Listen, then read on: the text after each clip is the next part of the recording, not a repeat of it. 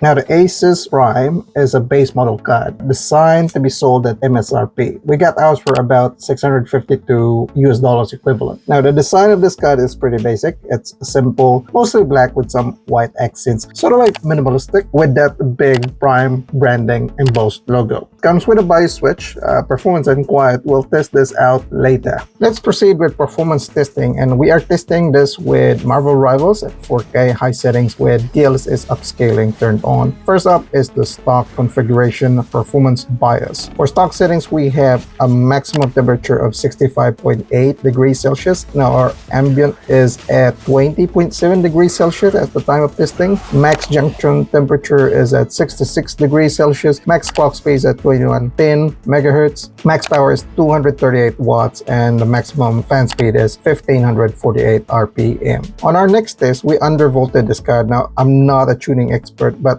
for our test here, we just followed I'm Watering PSU's detailed guide. I'll link that one in the description. Now, it's pretty easy. This is what you would do. We'll tweak the curve editor with MSI Afterburner at 900 millivolts, bring it all the way up to 2800 megahertz, and then set the power limit to 120% with memory clock plus 1500. After that, this is how it ran. We've got a maximum temperature of 58.7, so much lower than our stock configuration. The maximum junction temperature is still at 66. Clock speeds is now lower at 2782 megahertz. Maximum power is 167 watts. That's a big drop from 238 watts. The maximum fan speed is also way lower at 937 RPM. And here's how it performs against the stock configuration. And yes, you are losing about 2 to 3% performance here, but you did reduce the GPU power by a whopping 30%. That's 30%, boys, reduction in GPU power. Okay, here's the tune setting. And in this one, we essentially did the same thing, but now we've raised it to 975 millivolts and kept it to about 3000 megahertz. And same thing, we raised the power limits to about 120%, additional 2000 megahertz in the memory clock, And the results are the maximum temperature is still lower than stock settings at 62.1. The maximum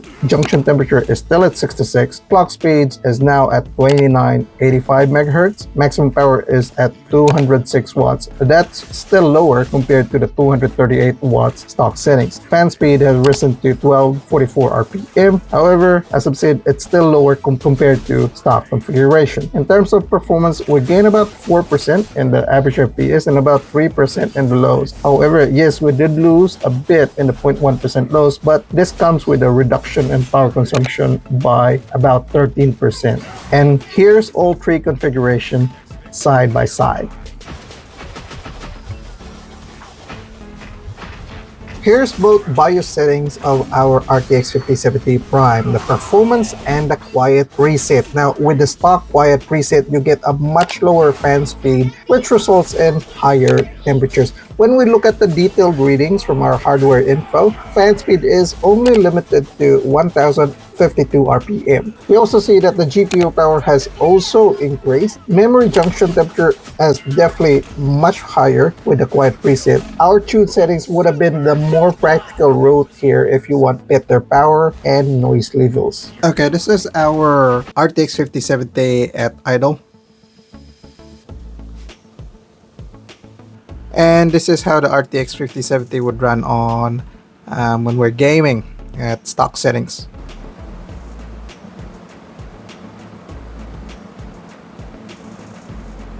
And this is with our RTX 5070 Prime on undervolted settings.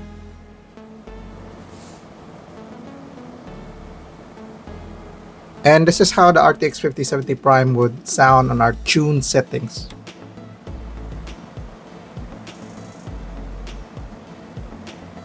Now, the RTX 5070 Prime is definitely a good card.